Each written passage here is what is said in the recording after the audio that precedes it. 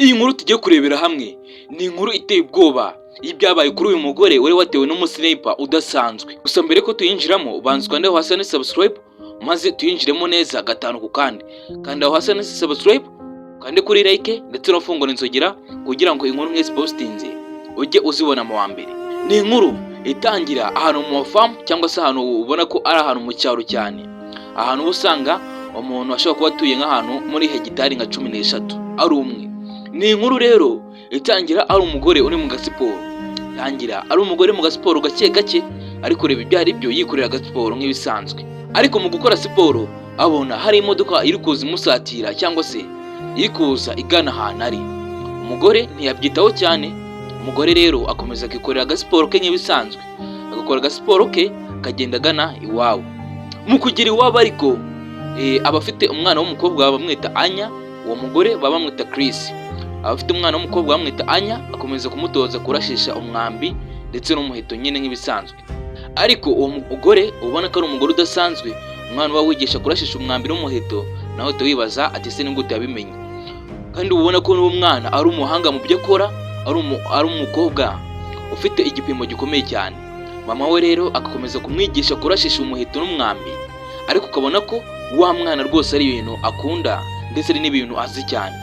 Ako kanya ku ruhande hataturuka umusore cyangwa se umwana w'umuturanyi akaza kureba uwo mukobwa Anya ngo bajye ku ishuri nyine, ngo babatinze ngo bajye ku ishuri nk'ibisanzwe nyine.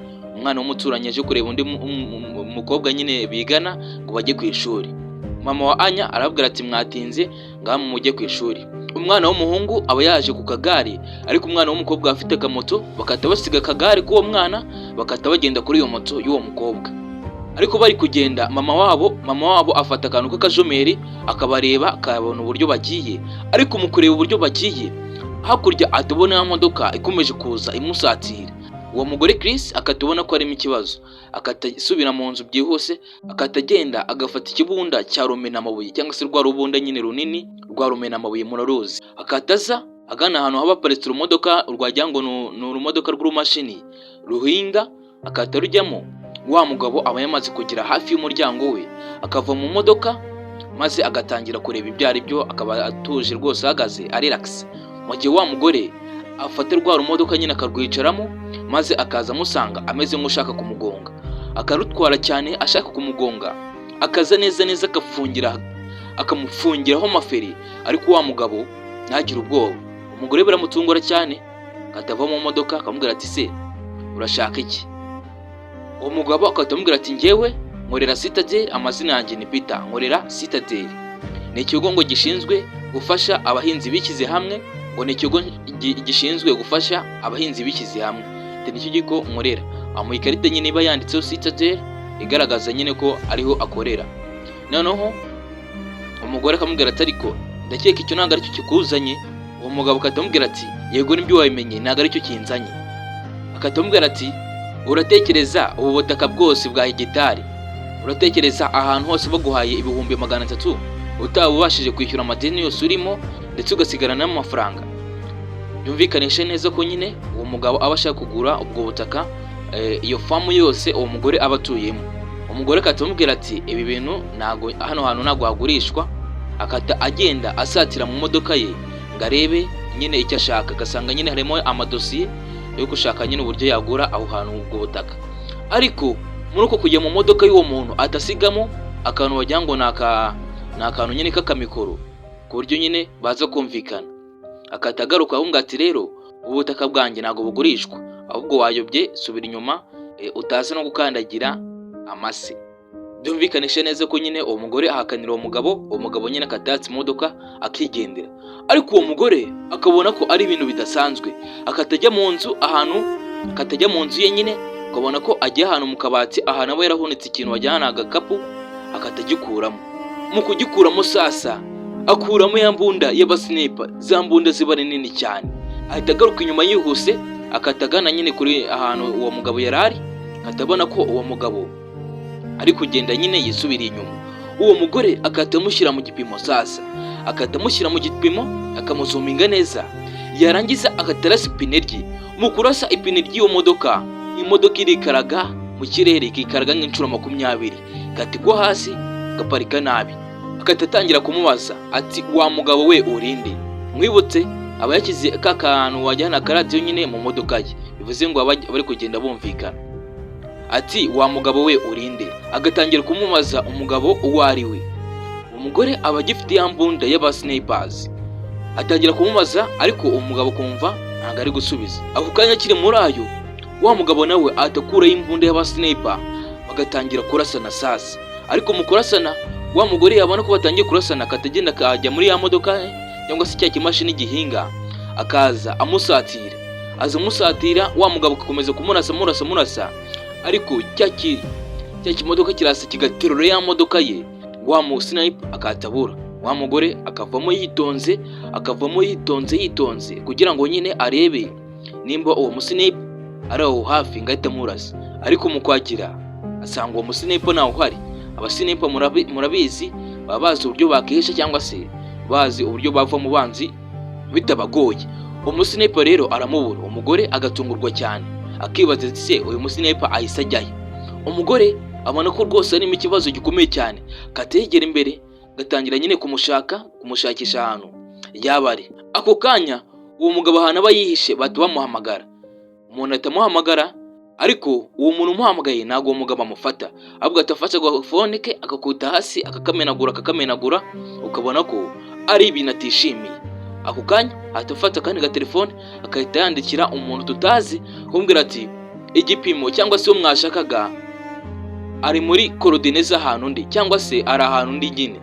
Byumvikanishe neza ko umuntu wese wakurura korodine z'uwo muntu yatabasha kubona ahantu uwo mugore ari. Uwo mugabo atatangira kwigira imbere, agafata ya mbunda ya sniper kugira ngo nyine nawe ashaka uwo mugore amurasa hakiri kare. Akomeza gushaka uwo mugore, gusa ukabona ko yamubuze. Ako kanya ajya kumva hejuru ye imbunda sasa, atumva ko byamurangiriye. Kandi koko wa mugore aba yamaze kumugeraho, atamubwira ati ukorera cyane cyangwa se urinde. Uwo mugabo aramubwira ati umuntu wanumye bamwita Dragon. Umugore akikanga ati iki? Umugabo arongera akamubwira ati Dragon arakabaho. Uwo mugore atamucishamo isasu byihuse, atamurasa.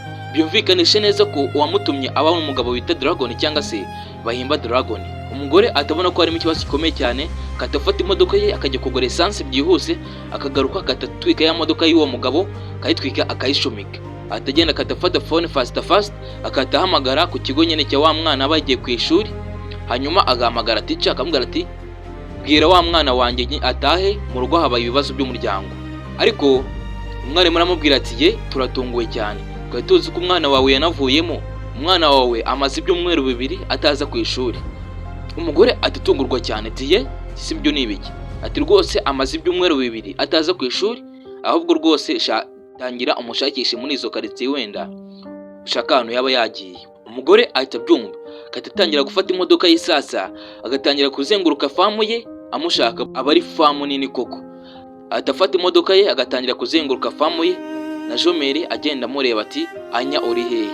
Azenguruka ariho hose kugira ngo arebe nyine nimba yabona Anya, wenda bakaba banahunga.